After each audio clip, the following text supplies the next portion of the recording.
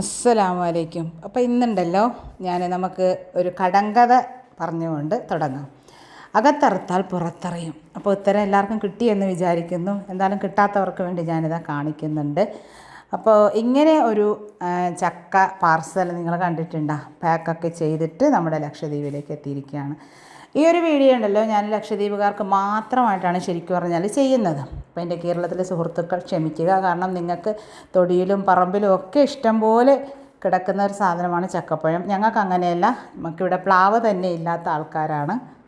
ജോലിക്കൊക്കെ പോകുന്ന എന്നെപ്പോലുള്ള ആൾക്കാർക്കൊക്കെ ഒരു ചക്കപ്പഴം കിട്ടിക്കഴിഞ്ഞാൽ അതിനെ വെട്ടലും മുറിക്കലും അതിനെ ചുളെടുക്കലും ഒക്കെ ഒരു റിസ്ക് ആയിട്ടുള്ള ഒരു കാര്യമാണ്. അപ്പോൾ എന്തായാലും അൽ മുബാറക് ട്രേഡേഴ്സാണ് നമുക്ക് ഈ ഒരു പാർസൽ ഇങ്ങോട്ട് എത്തിച്ചിരിക്കുന്നത്. ലക്ഷദ്വീപിലെ ഏത് ദ്വീപിലേക്ക് ഏത് സ്ഥലത്തേക്ക് വേണമെങ്കിലും അവർ നിങ്ങൾക്ക് എത്തിച്ചു തരുന്നതായിരിക്കും.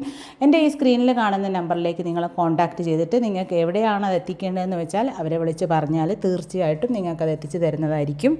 ഒരു ചുള പോലും കേടാവാത്ത രീതിയിലുള്ള നല്ല മധുരമുള്ള ഈ ഒരു ചക്കപ്പഴം എത്തിച്ചു തന്നതിന് പ്രത്യേകം ഒരു നന്ദി ഞാൻ അൽ മുബാറക് ട്രേഡേഴ്സിനെ അറിയിക്കുകയാണ്. ഇതുപോലെ ഇനിയും നിങ്ങൾക്ക് ആർക്കെങ്കിലും വേണമെന്നുണ്ടെങ്കിൽ തീർച്ചയായിട്ടും അവരെ കോൺടാക്റ്റ് ചെയ്യുക. അപ്പോൾ ഓക്കെ, ബായ്.